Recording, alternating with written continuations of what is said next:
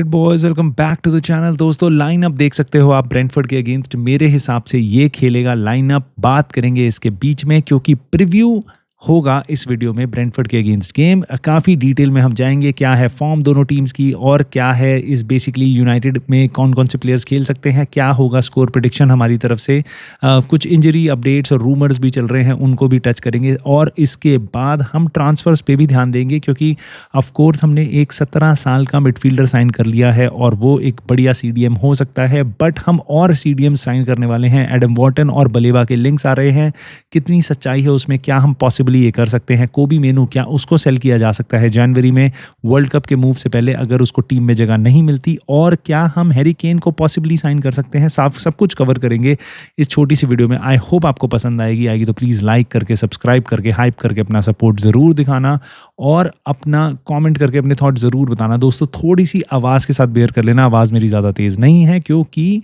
Normal volume पे नहीं है, क्योंकि I am not feeling very well. I am not sure मैं कल वीडियो निकाल पाऊंगा नहीं निकाल पाऊंगा, but I wanted to just make this video for you guys. So basically Brentford के अगेंस्ट हमारा गेम है, अवे गेम खेल रहे हैं हम इस वीकेंड पे। सबसे पहला गेम हमारा है ना, अगर हम जीतते हैं तो हम 5वीं पोजीशन पे आ सकते हैं लीग टेबल में, हालांकि कुछ देर के लिए, but it is really good. और बाय चांस अगर हम जीतते हैं तो प्रॉबेबली इस वीकेंड को ख़त्म होते होते, गेम वीक के ख़त्म होते होते हम पॉसिबली 7वें 8वें नंबर पे एंड अप करेंगे, राइट। लेकिन अगर हम हारते हैं तो पहली चीज़ तो ब्रेंटफोर्ड भी हमसे ऊपर जा सकती है, जो अभी खुद 16वें 17वें नंबर पे है, and we can see our self probably 14th और 15th इस गेम वीक को ख़त्म होते होते। तो गेम के एक रिजल्ट के कारण 1-0 विक्ट्री इधर या उधर और पूरी कहानी पलट सकती है, काया पलट सकती है यूनाइटेड के लिए, क्योंकि अभी अर्ली स्टेजेस हैं विंडो के और बेसिकली आपके ट्रांसफ़र, आपके नॉट ट्रांसफर्स बट आपकी ईपीएल के। तो इसलिए 3 पॉइंट आपको ऊपर से नीचे कहीं पे भी फेंक सकती है। सो ये गेम रूबेन एमरिम के लिए बहुत क्रूशल हो जाता है। ऑफ कोर्स ब्रेंटफोर्ड के लिए उतना नहीं जैसा जितना रूबेन एमरिम, क्योंकि 1 पॉइंट का ऊपर नीचे और उसकी जॉब है या नहीं है, पूरी स्पेकुलेशन एक हफ्ते तक आपको वो सुनने को मिलेगी ना। अब ब्रेंटफोर्ड अपने होम में खेल रही है जहां पे वो एक भी गेम इस सीज़न नहीं हारी है, और यूनाइटेड अवे खेल रही है जहां पे हम एक भी गेम आज तक नहीं जीते हैं। बट मैं आपको बताऊंगा क्यों हम ये गेम जीत सकते हैं। पहली चीज़ तो ये कि देखो, अगर कोई आपको ये बोल रहा है पक्का पक्का यूनाइटेड जीतेगी या ब्रेंटफोर्ड जीतेगी, ऐसा कुछ नहीं है भाई। ये गेम पूरा फंसा हुआ होगा, मुझे लगता है 1 गोल के मार्जिन से ज़्यादा का मार्जिन भी नहीं होगा।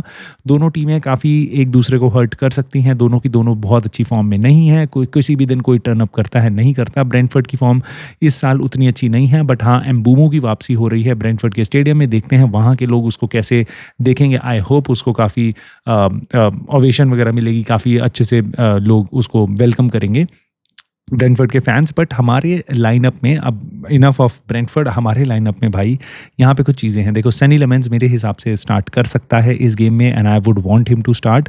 बेंडीर के लिए ये कहा जा रहा है कि रूबेन एमरिम उसको स्टार्ट कर सकता है, और जो बोल रहे हैं ऐसा, वो ये रूमर्स सुनने में आ रहे हैं कि बेंडीर को तब निकालेंगे जब बेंडीर कोई गलती करेगा। और भाई चेल्सी के अगेंस्ट उसने दे दिया था पॉइंट, अगर अभी भी अकल नहीं है प्लीज़ उसको, वो मान लो उसको गलती कंसिडर कर लो और प्लीज़ उसको चेंज कर लो।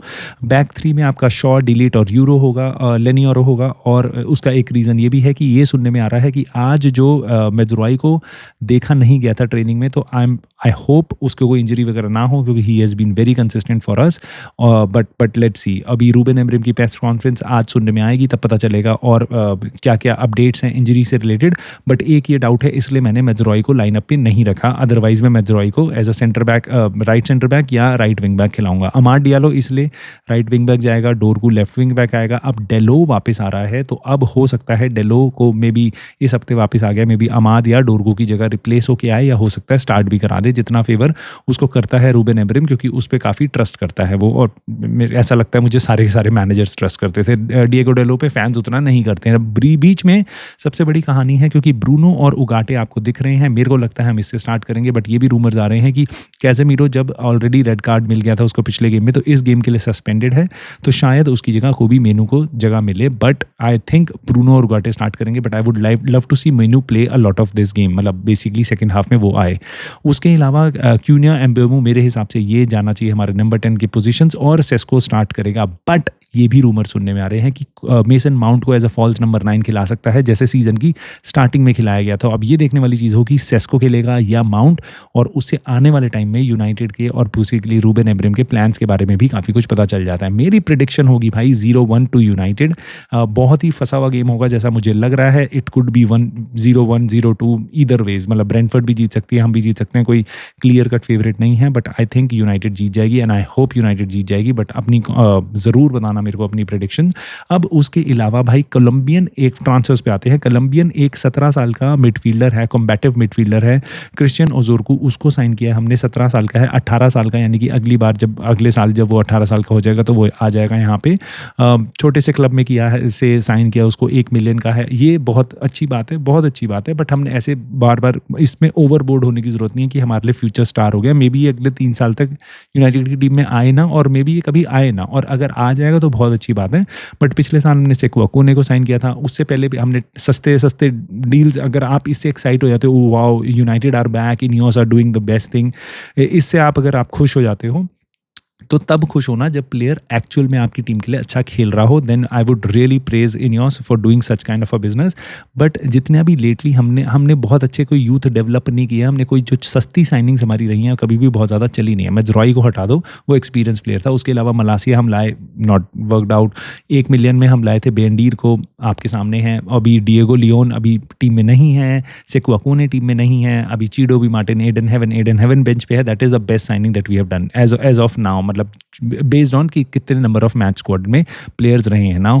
उसके अलावा I am not getting very excited. इसके अलावा एक और 17 साल का मिडफील्डर है जिसको हम देख रहे हैं, जिसको बार्सिलोना भी देख रही है। अगेन जब वो प्लेयर अच्छा खेल लेंगे यूनाइटेड के लिए तब हम उस पर खुश होंगे। अब आज उसमें खुशी बनाने की ज़रूरत नहीं, क्योंकि आज हमें एक्सपीरियंस प्लेयर्स की ज़रूरत है। और लिंक आ रहे हैं बलेबा और वॉटन के। देखो बेन जेकब्स ने भी आके बोला है कि जनवरी में यूनाइटेड साइन कर सकती है, बट मैं तुम्हें बता रहा हूँ नहीं करेगी। क्यों?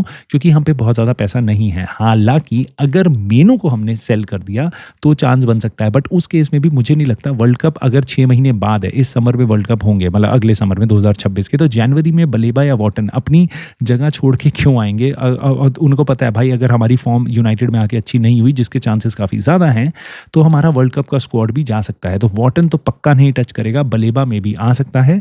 बट अगेन वो दोनों क्लब्स अपने प्लेयर को जनवरी में सेल नहीं करेंगे। They will wait for summer, ताकि उसके बाद वर्ल्ड कप में जाने के बाद वॉटन का प्राइस और बढ़ सकता है, इसलिए क्रिस्टल पैलेस उसको सेल नहीं करेगी। प्लस उनको भी अपना पूरा सीजन निकालना है, तो वो जनवरी में प्लेयर सेल नहीं करेगी, इररिस्पेक्टिव ऑफ के को भी मेनू को आप सेल करो या ना करो। ये दोनों डील्स हाईली अनलाइकली हैं मेरे हिसाब से। सिमिलरली हैरी केन, ये बिल्कुल नहीं होगा। यूनाइटेड इतना पैसा 60-65 मिलियन यूरोस के आसपास का रिलीज क्लॉज नहीं देगी इस जनवरी में। क्यों? क्योंकि हमारे साथ लिंक आने उसके शुरू हो गए हैं, और ये भी सुनने में आ रहा है कि स्पर्स ने भी बातें करनी शुरू कर दी हैं। इंडिकेला ने ये रिपोर्ट किया, बट मुझे नहीं लगता हम इस प्लेयर को साइन करेंगे, और ना ही हमें करना चाहिए। He is already 33, 34, 35 something around that. I think already हमने इतना सारा इन्वेस्ट किया है स्ट्राइकर पे, हम इतना और पैसा वहाँ पे नहीं ले आएंगे। I would rather invest in midfielder, wing backs और goalkeeper, right now. Ruben Neves एक और नाम है जिसके साथ हमें लिंक किया जा रहा है बार बार, और बेन जेकब्स ने कहा है ऐसी डील यूनाइटेड शायद कर सकती है। और अगर ऐसी डील हमने करी तो मेरे ख्याल say that would be great, क्योंकि ये एक्चुअल में आ सकता है जनवरी में, क्योंकि इसको पोर्चुगल के लिए वर्ल्ड कप खेलना है, और उसके लिए ज़्यादा अच्छा होगा कि मैं सऊदी लीग की जगह यूनाइटेड के लिए खेलूं। बट अगेन कितना अच्छा होगा नहीं होगा हमारे लिए वो देखने वाली बात है। But I would do this deal as of now, क्योंकि ये बहुत सस्ती कोटेशन आ रही है कि 20 मिलियन यूरोस तक में ये डील कर सकते हैं, और यूनाइटेड की जैसी हालत है। I think this is a very good deal for us to do. Let me know दोस्तों तुम्हारे थॉट्स। सॉरी छोटी सी वीडियो है, बट मेरी अभी तबीयत ज़्यादा अच्छी नहीं है, बट आई होप आपको ये पसंद आई हो। प्लीज़ लाइक करके, सब्सक्राइब और करके प्लीज़ सपोर्ट करना, और अपने कॉमेंट ज़रूर छोड़ना वीडियो पे, and I will watch them, and I will see you soon in the very next video.